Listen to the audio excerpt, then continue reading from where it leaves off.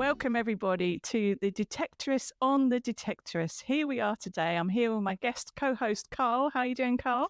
I'm very well, thank you. How are you, Katie? I'm good, and I'm so excited to start this new mini-series where real-life detectorists look at and review the hit TV series from the BBC, written and starred in by Mackenzie Crook, the Detectorist. And we're not here alone today, Karl, are we? We are here with the wonderful Miss Detectorist, Ellie. Ellie, how are you doing? Hello, Ellie. Hello, I'm very well, thanks. I've come dressed for the part.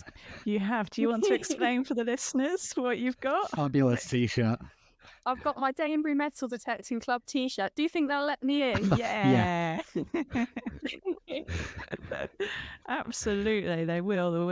And we're all here because we've all got a passion for this show. Obviously, a passion for detecting, but we all enjoyed the show. But I confess, I have not rewatched the show since I've been actually metal detecting myself. So I'm really excited to go through the episodes and see it with new eyes. Yeah, I haven't watched it again since. I mean, I've watched the more recent one, which came out at Christmas, but I can't. I'm struggling to remember some of the storylines, which is great because I'm going to be able to watch it again with new eyes now, having started the hobby only a year ago. Yeah, I feel a bit jealous. I watch it all the time. I'll watch all of them and then I'll just go back through them all again. It's not boring. I don't get bored of them. No, good comedies, you don't get bored, do you? No. And you were saying, Karl, earlier on that it's just nice and relaxing, isn't it? I think we've got the age of sort of on-demand TV. I always stick something on like Friends or something when I'm cooking, and you all have those little shows, don't you? Yeah. So a comfort blanket. Yeah, there's always something, isn't there? Yeah. To be fair, I think it's still like one of the DVDs I only watch. Because I got the box set for Christmas a few years ago. And yeah, I always just keep that out so I can keep watching it, even though it is on like all the streaming platforms and stuff. Yeah. It keeps hopping about, doesn't it? It was on iPlayer, then it's on Netflix. You've got to say, you've got the DVD, you're insured. It's never going to, you're always involved. Yeah.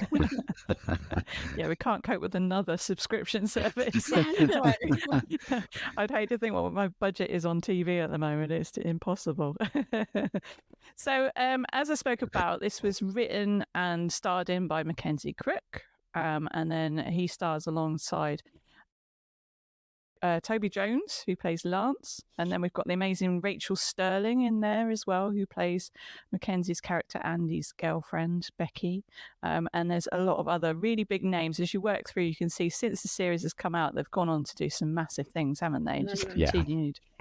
I was listening to a really interesting interview with Mackenzie Crook about how he cast it, because the casting comes in for a lot of acclaim. And he was just saying, actually, I really called in all my mates because I'd worked with all these people on various things. And as he was writing it, he was actually thinking, I've got someone in mind for this. And, so it's quite nice to think that actually he's had this connection with those people, a lot of those people before the show. Yeah. In fact, it was only a year ago I found out that Rachel Sterling is actually the wife of Guy Garvey. I know, I didn't know that. And the daughter of Diana Rigg. I didn't know that. But really? So she plays a mother in this. Oh, she does, yeah. Yeah, so I didn't know that. I think I'm like the last person in the world to know that. It's one of the great things I'm learning. Thank you, Katie, for inviting me. It's one of those things, isn't it? It's one of those things. And I had a look, and of course, as we'd expect, it was nominated and won quite a few awards. So BAFTAs, 2015, Mackenzie won Best Scripted Comedy. And then in 2018, Toby won the BAFTA for the Best Male Performance in a Comedy. And then there's another BAFTA award as well for Comedy Writer for Mackenzie Crook, and then tons and tons of nominations. But you'd expect that, wouldn't you? It's very such a popular and fantastic show. I can't believe it's 8 years old. I know, right? Yeah, there's only a few things that I think sort of have been superseded by like new tech, for example, things like that. I mean, I've only watched the first couple, but it's one of those classics, isn't it? It's just going to get run and run. Yeah. And I still watch The Office, and I love Mackenzie Crook. He's like my favourite character in The Office. But that's aged only in so much as the Office tech, that the fax machines and things like Yeah. that, which we don't use in, and some of the office wear looks a bit outdated, but still the jokes are bang on, aren't they? They are. Yeah, I was going to say giant shoulder pads, but they're back now, aren't they? For men and women in the office. Are they? The big bulky shoulder pads, yeah. Well, you can wear those next week, Katie. I expect to see I will. I just wear different things. For the listeners, I'm wearing my Goonies t-shirt. Goonies never say die. So, and Karl, you've got your We Are Hummingbird I've got my We Are t-shirt Hummingbird on, jumper on, yeah. Oh, well done. Always on brand. Always on brand, yeah. Excellent. So the series itself is filmed in a fictional town or village called Danesbury, set in North Essex. But the main film location was Framlingham, I believe, a small market town in Suffolk. So I was looking at some of the scenery in the background, and that actually looks like a really nice place, doesn't it, with all the different really nice. I went buildings. to Suffolk this summer. I took a couple of days on my own to Suffolk to go to a Roman dig there, and I was really struck by the landscape there. It's so flat, so it looks a bit like Holland. And it really is completely different to like where I'm from in the West Country, a lot of rolling hills and stuff. So when I got there, and the roads are Roman, I mean, like straight for miles and miles, and lots of road names called Roman Road, and you know, things that really you think I'm in some serious history here. So, the opening of this first episode in that beautiful field, ploughed, and he's like, bing, my eyes light up. Wow. I don't think I'd noticed that the first time I watched it, but now it's like there's an opportunity. That's right. And I was even looking at the weather going, oh, that's nice. It was a nice kind of blue sky day with a couple of clouds. So I was thinking, oh, that would be nice detecting long weather. Shadows, autumn shadows, lovely. Yeah, it was nice. So yeah, we start off in the first episode of season 1. So we see Lance detecting, as Ellie says, in a lovely drilled field, freshly ploughed. And then I first immediately spotted his MindLab headphones. And the first time I watched that, I wouldn't have even taken any notice of that, but the headphones. So that was interesting. The first thing I noticed, and I think it's the first sound that pops up just as they are walking together, it's the sound of the CTX 3030 beep. It's so distinctive. Yes, it is, and that's the first thing I heard. Yeah. Oh, your ears are more tuned in than mine. But I didn't think about. They must have thought quite carefully about how they spread the wealth between all the different makes of the machine, because Andy has the Deus, doesn't he? And then got on rocking a MindLab, and then they all got different things. And then there's obviously the antique researchers with their very old machines, Simon and Garfunkel. Yeah, exactly. I thought at first as well, when you're seeing Lance, I was like, oh, that's not a very good swing, Lance. I was looking at when you first see him in the scene, and he was kind of like walking along with his detector in a straight line. I was like, hang on a minute, what are you doing there? It's a funny looking, the two of them together, quite a funny looking duo, really, aren't they? They're sort of a bit like Laurel and Hardy looking, one really tall and one really sort of small, and they do look really funny.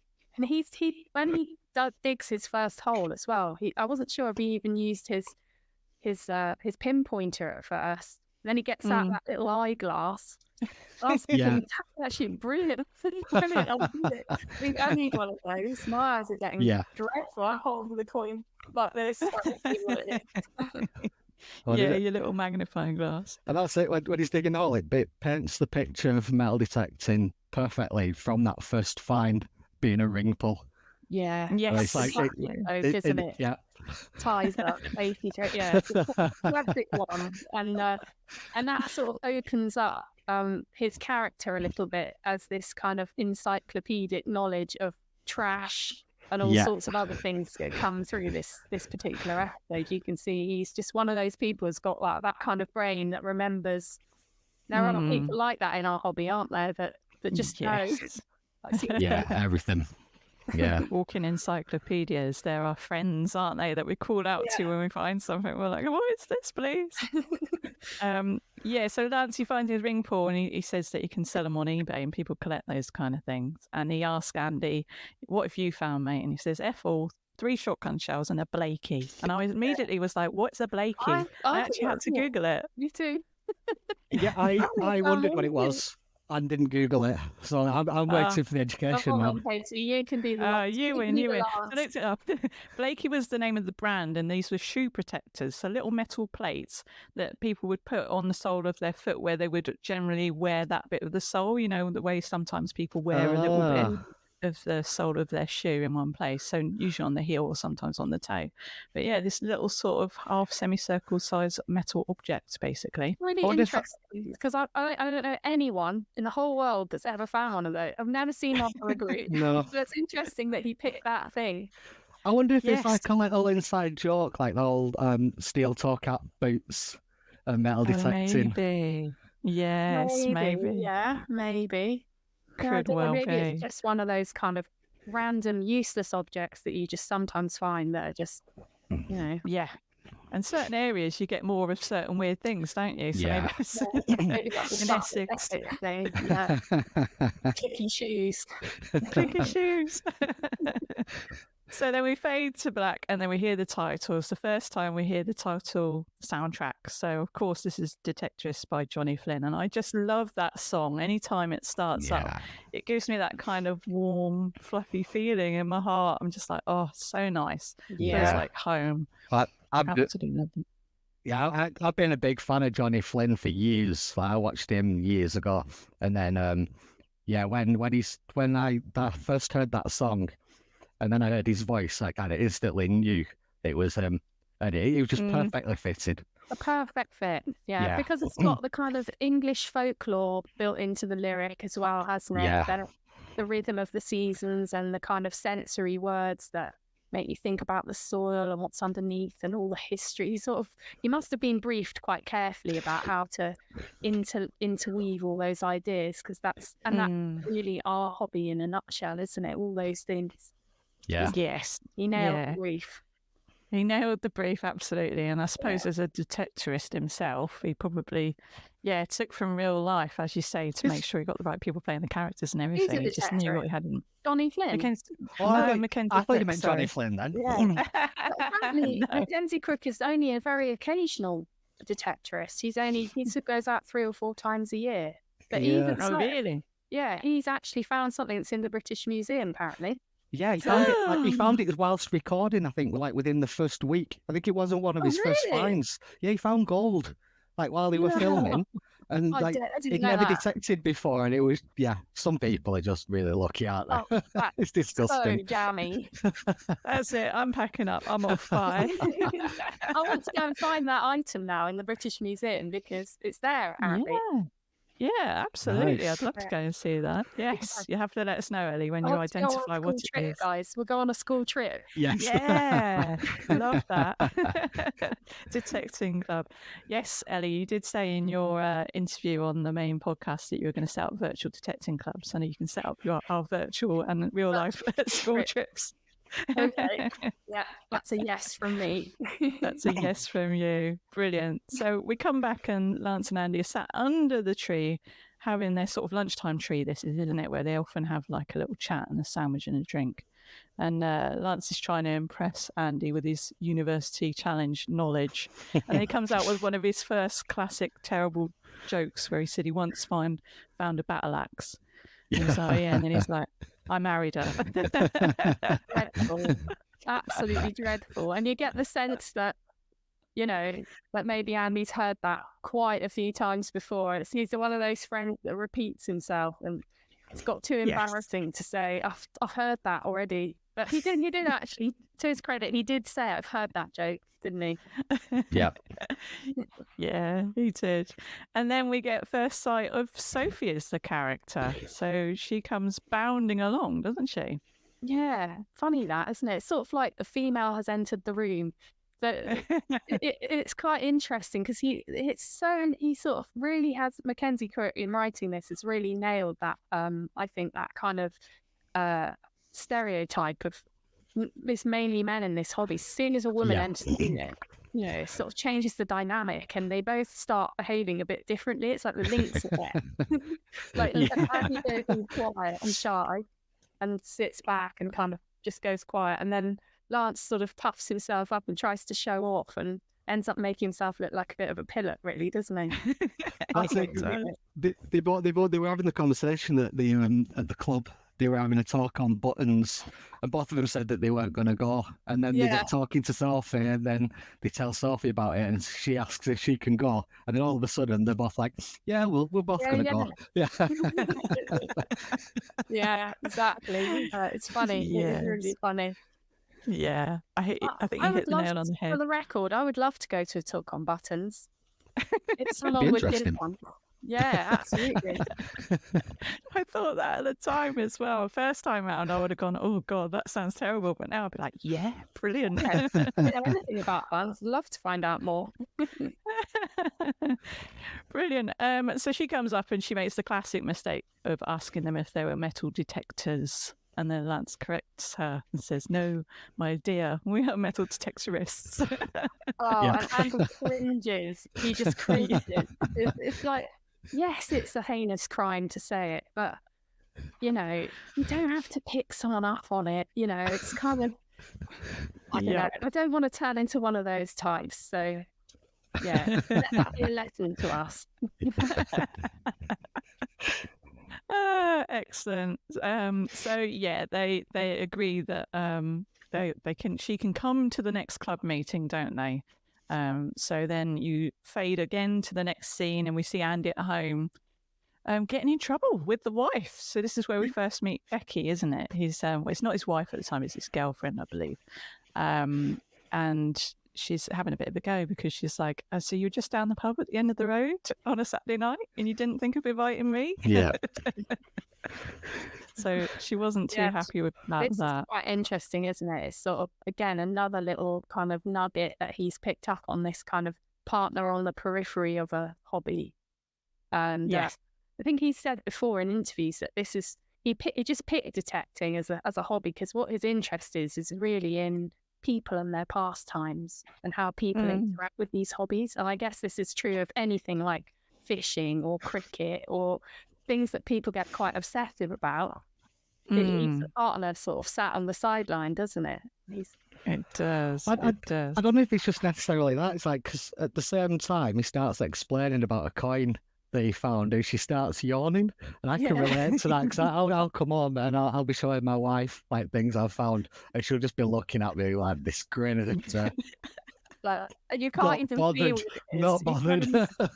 Yeah, it's just some crummy piece of, you can't even tell that it's that thing. Yeah, but to us it means so much. Oh, it's hard for that, really hard. Yeah. Yeah, it's so unbelievably true. And then when we're supposing it could be something this or that, isn't it? And our partners are like, just don't put it on the kitchen side.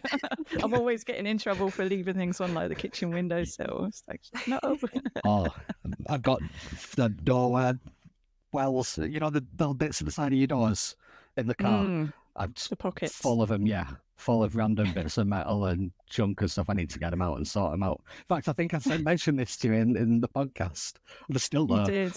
Are they still there? Yeah. That was weeks ago. Your fuel bill is probably high because you're not very efficient. Full of lead. Yeah. It's like having an extra passenger. Things flying everywhere as you're going over the sleeping policeman too fast. Okay, brilliant. So we move on now. We see Lance and he's leaving his house and he walks past the famous 1997 yellow TR7 Triumph car. Love that car. Did a bit of research on that car as well, and Mackenzie Crook actually ended up buying and owning that car himself because he thought there's a season 2, he didn't want to have to rent a car, it would be more expensive, so he actually purchased him himself. And then only this year, April this year, he sold it. and it was valued at between £3,500 and £4,000, and it sold for over £30,000. Did Wow. it? I knew that was. I didn't know that it sold for that long. I'm not surprised. It's very iconic. If you look up the TR7 on Wikipedia, because I wanted to know, why did he pick that car for Lance? Like, it's quite amusing, isn't it? That choice of a car. And then listed in there's like a list of famous media usage of that car in film and stuff, and they're listed one of the TR7 kind of settings. So it's brilliant. funny car, being so sporty and so bright. It's like a real rock star's car, isn't it? It's his midlife crisis car. It's midlife crisis. Yeah. It is. We were talking about the car being so incongruent with Lance and how he's sort of almost like stuck back in his what was probably his prime, in the 80s, early 90s. So there's lots of references to it in his flat. I think I noticed a few things on the shelf. Yeah. Sorry. You were saying about the car being for sale this year. Lance's flat also came up for sale this year. It was on the market in July. It was on the market for $225.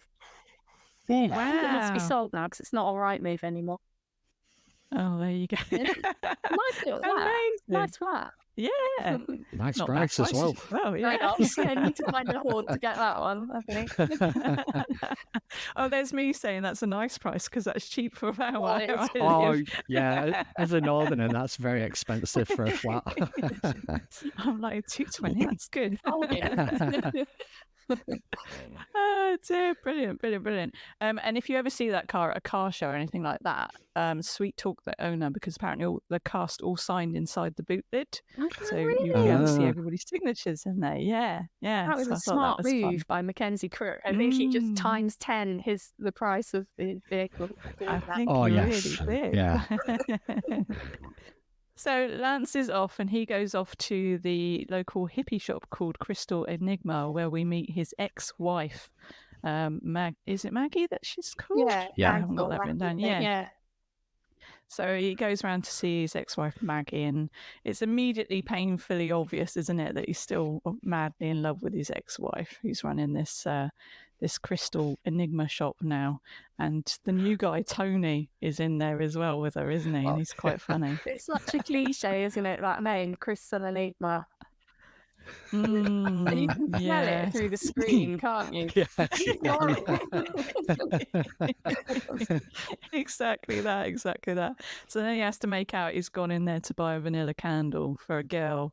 And then, of course, he immediately ends up leaving and then binning the candle. So I sort of felt sorry for him in that moment. Really tragic. Really tragic. There's actually a weird little reference, I think, hidden in there. I was watching this with a friend the other day, and I'm not an REM fan, but apparently when Tony suggests that he goes for the is it bergamot and something like that. That's a line from an REM song, which is a really sad song. It's called "Find the River," and the chorus of it is "Nothing is going my way." It's like the perfect fit to that scene, really, because quite tragic, isn't it? It is. It does leave you feeling sorry for him for sure. And then he scarpers off, and then I believe the next scene we cut to is Andy, and he's doing a bit of his temping work, isn't it? And he's cleaning in a dark corridor. It's obviously a hospital or somewhere. But I thought it was quite funny because the way he had his headphones on and he was hoovering, it almost looked like he was metal detecting in the corridor, didn't it? And then he comes across the gold button. This is one of the little Easter eggs that I've seen because it appears in more episodes. Yeah, you need to look out for this. All his jobs, apparently, if you look for it, have this kind of swinging. Yeah.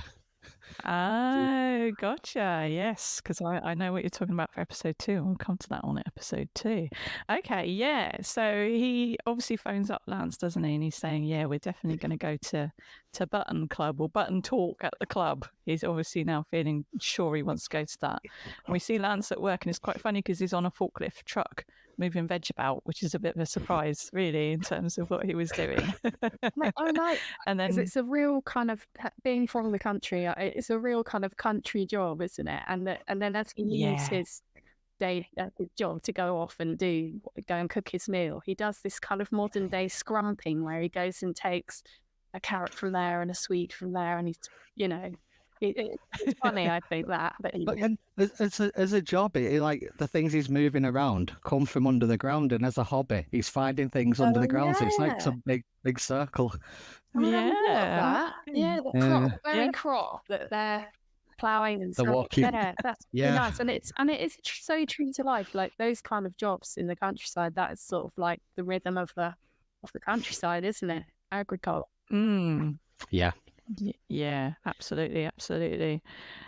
So he takes the mickey, doesn't he, out of Andy, saying, "Oh, you just want to go to Button Club because of that girl now." So it's that sort of first teasing of Andy about the Sophie character and why he now wants to go to Button Club. So yeah, that left me thinking, oh, what's going to happen there? So then we move to the next scene, and Lance is cooking. And he takes his massive tub of curry powder out of the cupboard. And at this point, I'm thinking, oh, good luck, Andy, eating whatever. It was this bare cupboard, nothing else in there but this giant tub of curry powder. So I was thinking, well, classic single man cooking. Exactly.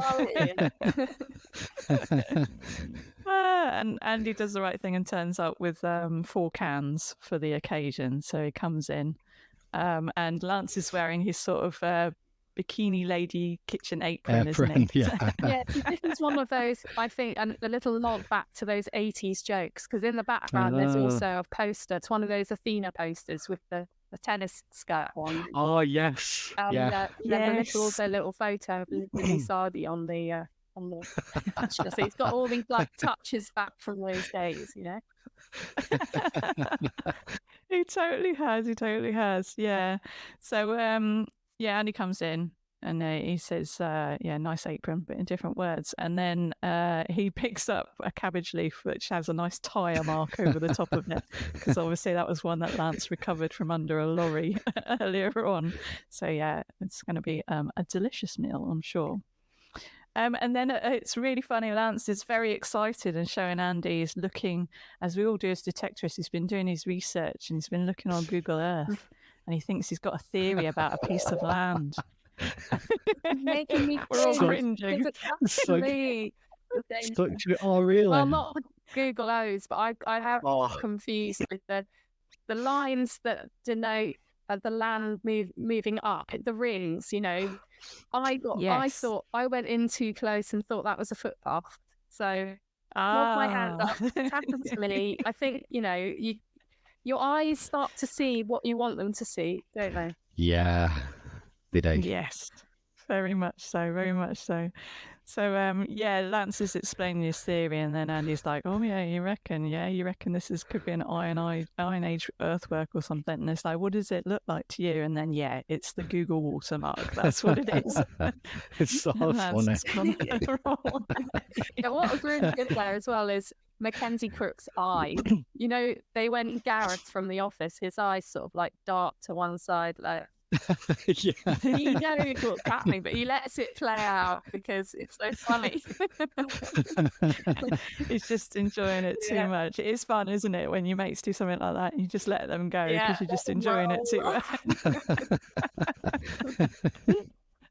So when Andy's finished taking the mickey out of Lance, he says he's been doing his own research about a Saxon hoard that he thinks is somewhere in their location, the holy grail of treasure hunting. So they wanted to talk about this little piece of land, and they were going to talk to Terry at the club about who would own the land. So then that's when we go back to the club where Terry is doing his wonderful button talk that we would all like to be invited to if it happened in real life. It's lovely, isn't it? That scene of the scout hut, scout hall or whatever it's called. And it really is like when you live in a village, it is the centre of the universe. It's the village and the village hall, isn't it? Like everything happens there. Every kind of event, every type of thing, it's all going on at the village halls. And it really you go in there and it's all decorated from a party or a tea party or something from another day. And Yes. it's lovely. It's so sort of heartwarming, isn't it? So English. It is. It is. And there's a certain kind of smell to a village hall. Do you know what I mean by that? Like, you always know when you've just walked in. It's kind of like tea and stale cake. Yeah, slightly muffy, but very homely as well. Very calming. Yeah, the kitchen, you can sort of smell it. Yeah. Yeah, that's it. The giant tea urn. Yeah, it's brilliant. And you see this scene that everybody's sort of falling asleep. Even Terry's wife, Sheila. Everyone's falling asleep in the dark while he's doing his little slide projector show of the pictures of buttons. Poor Terry. I'm sure it was I would have been listening and taking notes. Yes, you would. Oh dear. So he finishes his talk and then he sort of opens it up to any other business and people. I think Louise and others are talking about people stealing their permissions. And this is where they start talking about the antiquity searchers, who apparently are affiliated with a local museum. Yeah, they're testing up the rivalry, aren't they, in this scene? You see the heckles go up. You can feel it straight away. It's like the argument between archaeologists and detectorists, and the myth that they hate each other.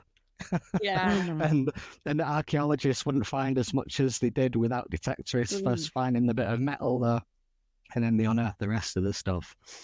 Well, apparently it's not true. I don't think archaeologists do. Yeah, I think it's an outdated view. I went to Salisbury Museum to pick up something I'd left with the FLO there, and the one of the helpers around the museum, he was quite an elderly guy, and he said, I said what I was doing, and he said, "Oh, you know, your ilk haven't been very popular in the past," and I thought, that's quite rude.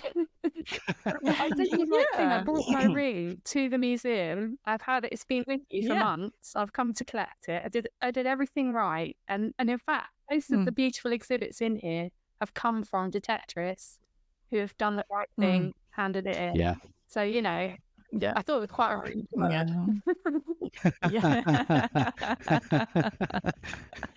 Yes, old school thinking and opinions. Yeah, I don't think that's true anymore. No. We work hand in hand, don't we, together? Everybody's in. If you're interested for the right reasons, and you can tell that these two are in it for the right reasons. They're interested in history, and you know. Yeah, absolutely. So Terry puts everyone's mind at ease. Says, "Well, don't worry. To be on the safe side, we'll have no more members to the club, so no one can find out about our permissions," is what he's trying to say. So no one else can come in, and immediately the doors open, and Sophie walks in. And Terry's eyes light up at Sophie walking in, and she's there. She announces herself that she's there to talk on buttons. And then she gets introduced to Terry, and then Terry immediately says she's very welcome and she can come in and sit down and be part of the club. So immediately goes back, and everyone's a bit confused. Certain people are very happy to see Sophie, and some are very confused. Well, she looks so benign, doesn't she? And she so sort of innocently comes in and says she's interested in the talk on buttons, which immediately enamors her to Terry. And I think hard to say no to someone who comes in with a big smile, isn't it? Yeah, all doe-eyed. Yeah, addresses the balance, male and female, and of course, Russell does his hair flick. Yes. Oh, so funny. He does that. Oh, gosh. So now we make it to the pub. And everyone's in the pub after the club night, and Andy and Sophie are talking at the bar, and then Lance is trying to get the info off Terry on who owns that land, that Andy's theory about where the treasure might be, to which he starts talking about Lawrence Bishop, who's mad as a frog. Yeah. And then Terry started talking about his time in the force, and there was this theory because Lawrence Bishop's wife went missing and they could never find anything on him. So it's quite intriguing at that point, isn't it? You immediately get pulled into the storyline. Yeah, and I think it's quite interesting because it's this eccentric character. Quite a lot of I think maybe it's a cliche, but some big landowners are quite kind of, wild characters. Yeah, very eccentric. And it's actually fun, it's part of the fun in some ways, isn't it? To get to know the characters. Yeah. I guess you have to be quite kind of eccentric to manage big bits of land and build out buildings and animals, and I don't know why that is, but yes, definitely characters out there. Absolutely. So then, Andy and Sophie come back from the bar, and it's Sophie that's brought them around. So then Lance comes out with another one of his cracking jokes about that being a first student buying Another around. outdated joke from the Bomb 1987. Another tumbleweed moment. And then Sheila starts asking Sophie what she's studying. She says she's studying ancient history. And then Sheila tells her she's in the right place. And then Terry, enthusiastically tells her she needs to get a detector herself and get out there in the mud. So, yes. Lance immediately, because he's quite enamoured with Sophie and obviously a bit heartbroken, offers to take her out on some metal detecting. But then he says he can't because he's got to take Maggie's mum to bingo, right? And he's being used as taxi services, isn't he? He's a doormat.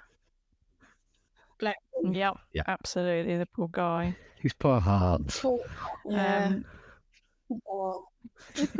His poor heart. So then, Lance does another joke because they were talking about getting another drink in, and Sophie says she's got to get up early. So he's like, haha, student getting an early night being a first.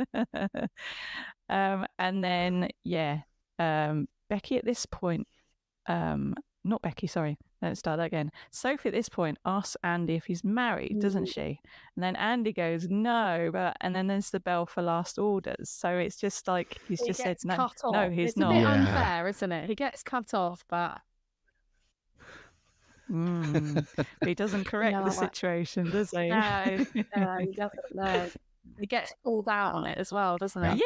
Yeah. To be fair to Lance, he does pull him up on it and go, why didn't you say anything about your living girlfriend, long-term girlfriend, Becky? And he makes his excuses, doesn't he? Yeah. He has to buy a pint as a forfeit. Yes. Oh, dear. So then we're moving on, and Andy's at home with Becky, and Becky is teasing Andy about fancying Fiona Bruce. And she thinks that he does because he's always saying he doesn't like what she's wearing. But we've got a joke in my house that whenever Fiona Bruce is on anything, I'm always like, I believe everything Fiona Bruce says. Just because I've always seen her on the news and Antiques Roadshow. Whenever she speaks, I listen. So it's just Fiona Bruce. It's very interesting. Definitely very. Oh gosh. And then Becky's talking about meeting her sister tomorrow, but then Andy says he can't because he's meeting Lance and they're going to go and try and get that permission with Bishop on that Bishop land. So again, it's the partners, isn't it? Sometimes being like, oh, you're always doing your detecting or you're always wanting to go out. So I thought that was a sort of nod to how we have to manage our detecting activities around friends and family, don't we? Yeah, because it's always when you're off work that that's where the bottleneck happens, isn't it? Because that's the time when you can go and do all your stuff, but it's also your family time. So it's a balance of guilt. Yeah. Yes. Yeah. Who do you let down? Yeah, exactly. So he was asking when are you going to meet your sister? And she says lunchtime, and he said, oh, we'll probably be done by then because it's going to be quick. We're not going to get the permission, I feel, he thinks, because of mad old Bishop. And then he's overjoyed when the channel is changed and QI is on. And I do the same thing there as well. I always love it when QI is on. It's another one of those programs I can watch and watch. Not that I retain any of the information, but I enjoy it. Oh, gosh. Right. So we get to Lance and Andy approaching the new permission. So this looks like a lovely big old place, doesn't it? When I saw them walking up, you can feel the nerves because it's quite apprehensive, kind of like going up to someone's door. I haven't done it that way but I know people that have, and I know that it makes the heart pound approaching a door. But I think it's quite brave. But they're buddied up, so that's good, because at least they've got each other. Yes.